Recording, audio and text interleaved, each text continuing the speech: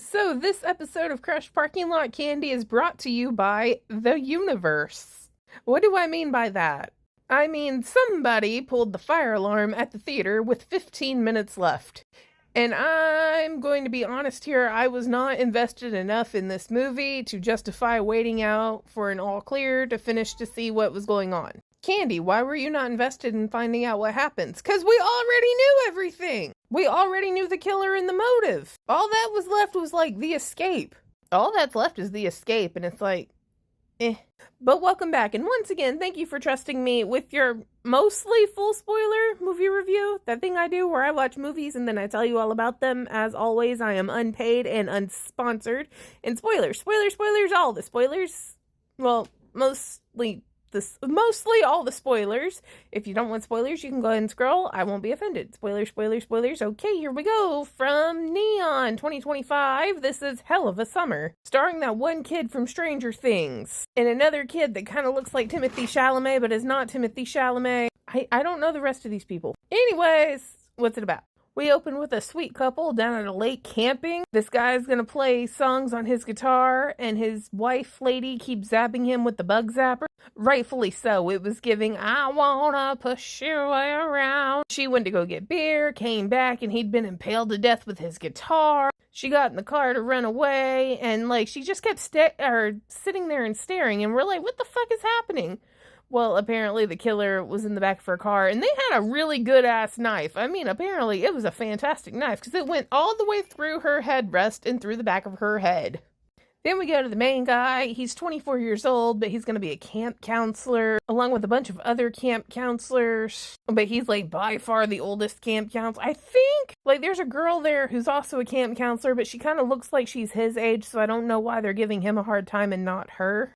But whatever. Now here's the thing about this, and why I want to love it, but it's kind of like having an itch inside of your skin that you can't really scratch. I mean, you can scratch the surface, but it doesn't really take care of the situation. Every camp counselor is the most annoying, online Gen Z trope, I guess, is how you would explain it. Like the influencer and the single-use plastic is the enemy, and he's the perfect man. He's studying gender studies. Y'all know there are places to study behavior of people outside of the internet. I swear to God, this is all we're gonna get now. Okay, 21 Jump Street did this 10 years ago, and it was funny then. But it's played out. It's okay to make people in the middle of the road in movies. Anyway, so the couple who owned the camp left a note that said, "Hi, we'll be back in the morning." And they're like, that's weird. But they're going off, they're doing camp stuff, whatever. And the old guy counselor finds the influencer dead in her bunk. He goes to tell everybody, but then her body's missing. There's just blood left. And then other people go missing, and they blame the oldest guy because it is in fact weird for a 24-year-old to be counseling a kid's camp. Well, according to them it is. I don't think it's that weird. I mean, they do need adult supervision, to a degree.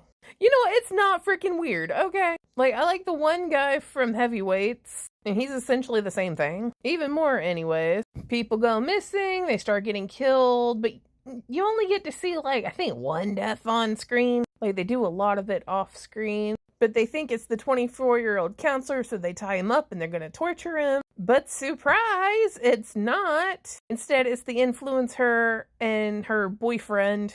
They wanted clout and to be famous, so they were going to be a couple serial killers and go on a killing spree, but then they kind of found an easy out when they tied up the one camp counselor guy. So they were just going to be the only survivors.